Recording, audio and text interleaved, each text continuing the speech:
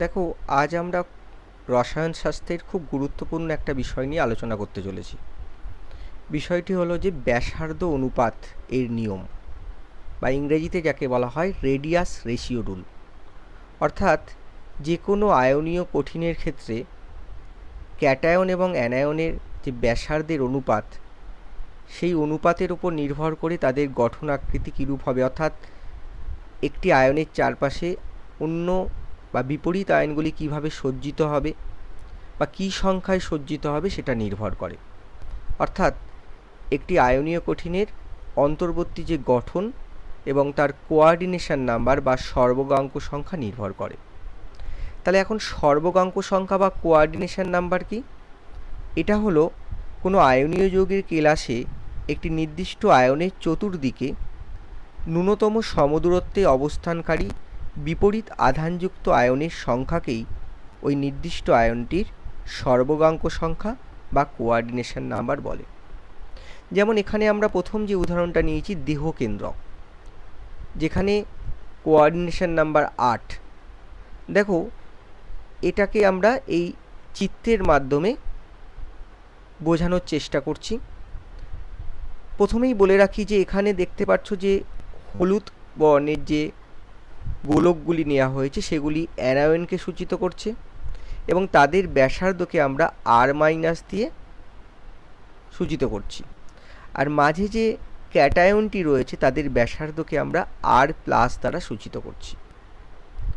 এখন আমরা এই ধরনের গঠনের ক্ষেত্রে যদি এই ব্যাসার্ধ অনুপাত, অর্থাৎ কি ব্যাসার্ধ অনুপাতে এই আকৃতি লাভ করবে সেটা যদি ব্যাখ্যা করতে পারি, তাহলে আমরা অনায়াসেই বুঝতে পারবো যে দেহকেন্দ্রকের রেডিয়াস রেশিওর যে কন্ডিশন বা শর্ত কি হবে।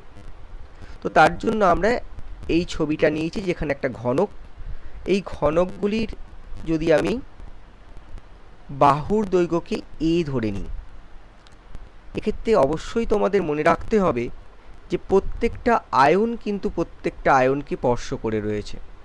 অর্থাৎ মাঝে থাকা যে আয়নটি, সেই আয়নটি কিন্তু বাকি যে ঘনকের শীর্ষবিন্দুগুলিতে 8টি আয়ন রয়েছে তাদের কিন্তু অবশ্যই স্পর্শ করে রয়েছে। কিন্তু বোঝার সুবিধার জন্য আমরা এই চিত্রটির সাহায্য নিয়েছি। তাহলে চলো দেখে নেওয়া যাক, আমরা যদি যে কোনো একটা এজ লেন্থ বা বাহুর দৈর্ঘ্যর কথা বিবেচনা করি, তো এবং প্রত্যেকটা আয়ন যদি পরস্পরকে স্পর্শ করে থাকে, তাহলে আমরা বলতে পারি এক্ষেত্রে এ অর্থাৎ বাহুর দৈর্ঘ্য সমান সমান 2 ইন্টু আর মাইনাস, অর্থাৎ অ্যানায়নগুলো যদি পরস্পরকে স্পর্শ করে থাকে তাহলে যে কোনো একটা বাহুর দৈর্ঘ্য কী হবে, এই অ্যানায়নগুলির ব্যাসার্ধকে যদি আমি দ্বিগুণ করি তাহলে আমরা কি পাবো, এই এর মান পাবো। আবার দেখো, মাঝখানে যে ক্যাটায়নটি রয়েছে সেই ক্যাটায়নটি যদি আমি এই বিন্দু থেকে এই বিন্দু একটা রেখা অঙ্কন করি, যা হবে ওই ঘনকের কর্ণ। এখন এই ঘনকের কর্ণের ফর্মুলা আমরা সবাই জানি, বাহু রুট 3, অর্থাৎ এক্ষেত্রে এ রুট 3। তাহলে এ রুট 3 হলো আমাদের ওই ঘনকের কর্ণের ফর্মুলা। তাহলে ঘনকের কর্ণের ফর্মুলা ক্ষেত্রে তুমি দেখতে পাচ্ছ যে এই প্রত্যেকটা আয়ন যদি প্রত্যেকটা আয়নকে স্পর্শ করে থাকে, অর্থাৎ এই বিন্দু থেকে এই বিন্দুর দূরত্ব যদি আমরা দেখি, তাহলে দেখো এখানে এ রুট 3 ইকুয়াল টু হবে আর মাইনাস প্লাস 2 ইন্টু আর প্লাস প্লাস আর মাইনাস। অর্থাৎ এই বিন্দু থেকে এই বিন্দুর দূরত্ব এবং প্রত্যেকটা আয়ন যদি পরস্পরকে স্পর্শ করে থাকে তাহলে আমাদের এই রকম একটা সম্পর্ক পাওয়া যাবে। তাহলে কি হলো, a root 3 equal to 2 r plus r minus. তাহলে এর মান আমরা আগেই নির্ধারণ করেছি, এর মান 2 আর মাইনাস। তাহলে এটা যদি আমরা এখানে বসিয়ে দিই তাহলে 2 r minus root 3 equal to 2 r plus plus r minus. অর্থাৎ অ্যানায়নের অ্যানায়নের ব্যাসার্ধ এবং ক্যাটায়নের ব্যাসার্ধের যোগফল ইন্টু 2। তাহলে এখান থেকে আমরা কি পাচ্ছি? এখান থেকে পাওয়া যাচ্ছে √3 equal to r plus plus r minus by r minus. এখন এটাকে যদি আমরা সমাধান করি তাহলে এখান থেকে আমরা পাবো r plus by r minus equal to √3 minus 1, যার মান হবে যদি আমরা ক্যালকুলেট করি 0.732। অর্থাৎ দেখো, দেহকেন্দ্রক গঠনাকৃতি লাভ করতে গেলে এই রেডিয়াসের অনুপাত অর্থাৎ ব্যাসার্ধ অনুপাত হতে হবে 0.732 বা তার চেয়ে বেশি। এবার চলো আমরা দেখে নিই, যদি অষ্টতলকীয় হতে হয় সেক্ষেত্রে আমাদের এই ব্যাসার্ধ অনুপাতের শর্ত কী হতে হবে। তাহলে একটা অষ্টতলকের যে চিত্র সেটা প্রকৃতপক্ষে এরকম, অর্থাৎ মাঝখানে একটা আয়ন থাকবে, এখানে আমরা ক্যাটায়নটাকে নিয়েছি এবং তাকে ঘিরে ছখানা অ্যানায়ন অবস্থান করছে ঠিক এইভাবে, অর্থাৎ অষ্টতলকের ন্যায়। এখন যদি আমরা এই উপরের আয়ন দুটিকে সরিয়ে দিই, ওপরের আয়নগুলোকে যদি তুলে নেওয়া হয় তাহলে যে চিত্রটা পাওয়া যাবে সেটা হচ্ছে এটা, যেখানে ইয়েলো কালারের যে বলগুলি রয়েছে বা গোলকগুলি রয়েছে সেগুলো অ্যানায়নকে সূচিত করছে, যার ব্যাসার্ধ আমরা আর মাইনাস ধরে নিচ্ছি আর ক্যাটায়নের ব্যাসার্ধ আর প্লাস ধরে নিচ্ছি। তাহলে দেখো এখানেও একটা সুন্দর সম্পর্ক তুমি পাবে, জ্যামিতিক সম্পর্ক। কি দেখতে পাচ্ছ? তুমি এই বাহুর দৈর্ঘ্য অর্থাৎ যে কোনো একটা বাহুর দৈর্ঘ্য যদি বার করো, দেখো এখান থেকে এই দূরত্বটা যদি তুমি এ নিয়ে নাও তাহলে এখানেও আমরা কি পাচ্ছি? এখানেও আমরা যে সম্পর্কটা পাচ্ছি সেটা হলো এ ইকুয়াল টু দেখো 2r মাইনাস। আর কি রিলেশন পাচ্ছ? আমরা যদি এই মধ্যবর্তী যে ঘনক অর্থাৎ এই দুটো আয়নকে সরিয়ে নেওয়ার পর যে মাঝখানে যে বর্গাকার যে অঞ্চলটা পাচ্ছি তার যদি কর্ণটা পরিমাপ করি, কর্ণের মাপ হবে a√2, যেহেতু বাহু আমরা এ ধরেছি। আর এখান থেকে কি সম্পর্ক পাওয়া যাবে? দেখো আগের মতোই আর মাইনাস প্লাস 2r প্লাস অর্থাৎ ক্যাটায়নের ব্যাস প্লাস আর মাইনাস। অতএব a√2 equal to 2r plus plus r minus. এবার এর মানটাকে যদি আমরা এখানে বসিয়ে দিই 2r minus √2 2r plus plus r minus, তাহলে এখান থেকে দেখো যেটা পাওয়া যাচ্ছে এটাকে যদি আমরা সমাধান করি তাহলে r plus plus r minus by r minus equal to √2, এবং পুনরায় যদি এটাকে সমাধান করা হয় পাওয়া যাবে r plus r minus equal to √2 minus 1, যার মান হবে 0.414।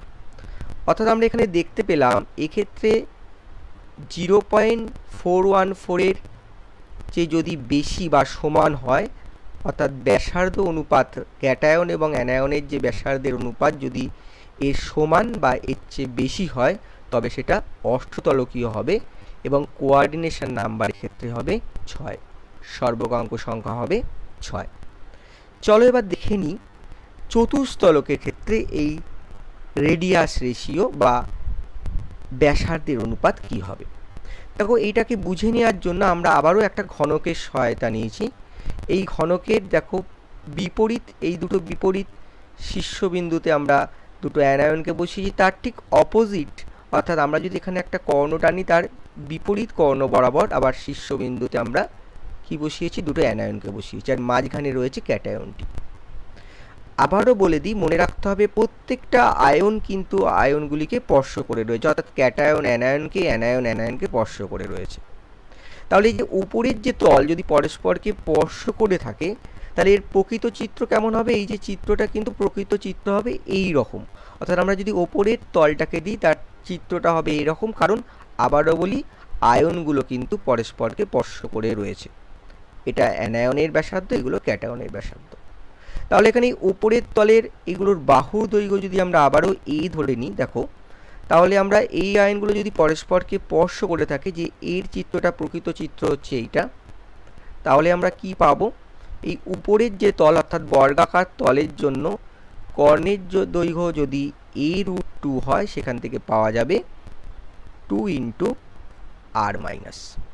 ঠিক একই রকমভাবে আমরা যদি আবার এই বিন্দু থেকে এই বিন্দু অর্থাৎ এখান থেকে এখানে অর্থাৎ ঘনকের কর্ণের কথা বিবেচনা করি, এই ঘনকটার কর্ণের কথা বিবেচনা করি, এই বিন্দু থেকে এই বিন্দু, তাহলে সেই কর্ণের দৈর্ঘ্য হবে বাহু √3।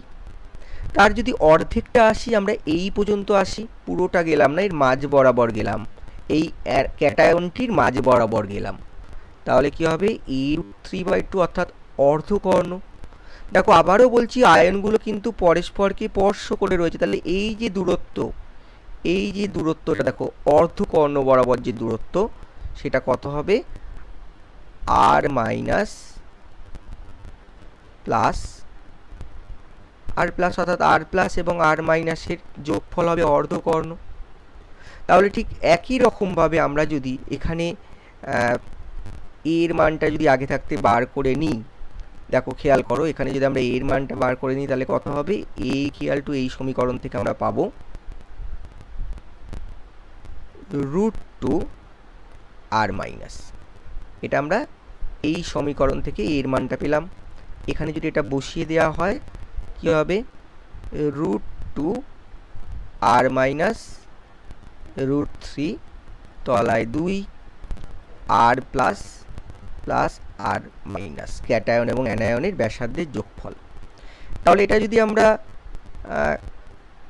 ক্যালকুলেট করি, তাহলে দাঁড়াবে দেখো √3/2 = r plus plus r minus by r minus. এখানে অলরেডি r মাইনাস রয়েছে, তাহলে এখান থেকে আমরা ক্যালকুলেট করলে পাবো r plus by r minus = √3/2 minus 1। এটাকে যদি আমরা গণনা করি, ক্যালকুলেট করি, তাহলে যে মানটা তোমরা পাবে এখান থেকে ওভারঅল যে মানটা পাওয়া যাবে সেটা হচ্ছে 0.225। আমরা যে মানটা পেলাম সেটা হচ্ছে 0.225, এই মানটা এখান থেকে পাওয়া গেল। সুতরাং আমরা বলতে পারি যে এক্ষেত্রে অর্থাৎ চতুস্তলকীয় গঠন লাভ করতে হলে এই ক্যাটায়ন এবং অ্যানায়নের ব্যাসার্ধর অনুপাত হতে হবে 0.225 বা তার চেয়ে বেশি। চলো এবার দেখে নিই ত্রিকোণীয় সমতলাকার বা ট্রাইগোনাল প্লানার, অর্থাৎ যেখানে কোঅর্ডিনেশন নাম্বার 3, সেক্ষেত্রে এই রেডিয়াস রেশিও শর্ত কি হবে, অর্থাৎ এই ব্যাসার্ধের অনুপাতটা কি হবে। সেটার জন্য আমরা এই ছবিটার সাহায্য নিয়েছি। দেখো মাঝখানে ক্যাটায়নটিকে ঘিরে 3টি অ্যানায়ন রয়েছে এবং ক্যাটায়নগুলির ব্যাসার্ধ আমি আবারও r প্লাস ধরছি আর অ্যানায়নগুলোকে r মাইনাস ধরছি। তাহলে দেখো এখান থেকে আমরা আবারও যদি এই বাহুর দৈর্ঘ্যকে যদি আমরা a ধরে নিই, এই যে ত্রিভুজটি পেলাম, এই সমবাহু ত্রিভুজটির বাহুর দৈর্ঘ্য যদি আমরা a ধরি, তাহলে এখান থেকে যে রিলেশন বা সম্পর্ক আমরা পাবো সেটা হচ্ছে a = 2 ইন্টু অ্যানায়নের ব্যাসার্ধ। এই অ্যানায়নগুলির ব্যাসার্ধ 2 ইন্টু অ্যানায়নের ব্যাসার্ধ পেলাম। এখন আমরা এই ত্রিভুজের মধ্যমার কথা যদি বিবেচনা করি, যেটা প্রকৃতপক্ষে ত্রিভুজের উচ্চতা, এই মধ্যমা বা মিডিয়ানের কথা যদি আমি ভাবি, যেটা প্রকৃতপক্ষে ত্রিভুজের উচ্চতা, তার মান হবে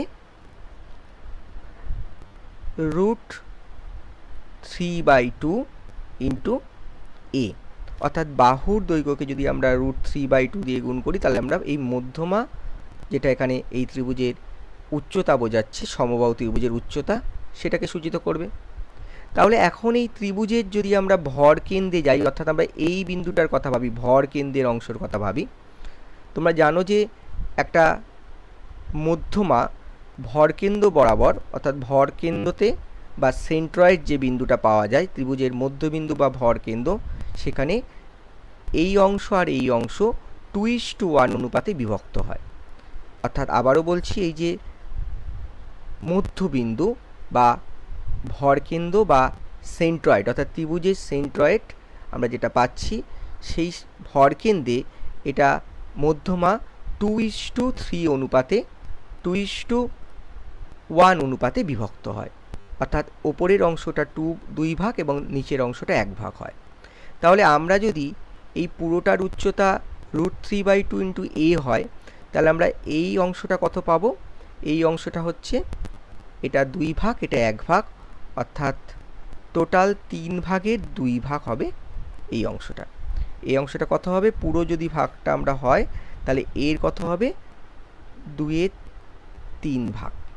তাহলে আমাদের কি দাঁড়ালো? মধ্যমার 2/3 ভাগ, মধ্যমার 2/3 ভাগ, মধ্যমার 2/3 ভাগ যে অংশটা পাবো সেটা কার সঙ্গে সমান?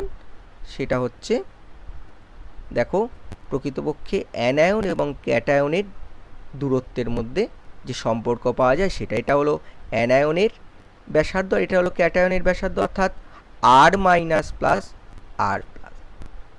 তাহলে আমরা এখান থেকে কি ক্যালকুলেট করে পেলাম? এখান থেকে আমরা ক্যালকুলেট করে পেলাম a/√3 equal to r minus plus r plus. এই রিলেশনটা আমরা পেলাম। তাহলে দেখো, এখানে যদি আমি a এর মানটিকে আবার বসিয়ে দিই তাহলে কি পাওয়া যাবে? তাহলে আমরা পাবো 2r minus /√3 equal two r minus plus r plus. এখান থেকে ক্যালকুলেট করলে কি পাওয়া যাবে? এখান থেকে যদি আমরা পুনরায় ক্যালকুলেট করি, আমরা পাবো r minus plus r plus by r minus equal to 2/√3। তাহলে r plus by r minus equal to লেখা যায় 2/√3 মাইনাস 1, যেটার মান হবে 0.155। অর্থাৎ দেখো, ত্রিকোণীয় সমতলাকার বা ট্রাইগোনাল প্ল্যানার গঠনাকৃতি পাওয়ার জন্য এই ব্যাসার্ধ অনুপাত হতে হবে হয় 0.155 এর সমান বা এর চেয়ে বড়। তাহলে আমরা এখান থেকে আমরা বিভিন্ন আকৃতিগুলির কীরকম রেডিয়াস রেশিও হওয়া দরকার, অর্থাৎ কি রেডিয়াস রেশিও হলে তারা কীরকম গঠনাকৃতি লাভ করবে সে সম্পর্কে একটা ধারণা করতে পারলাম। আশা করি তোমরা কিছুটা শিখতে পারলে। ধন্যবাদ সবাইকে।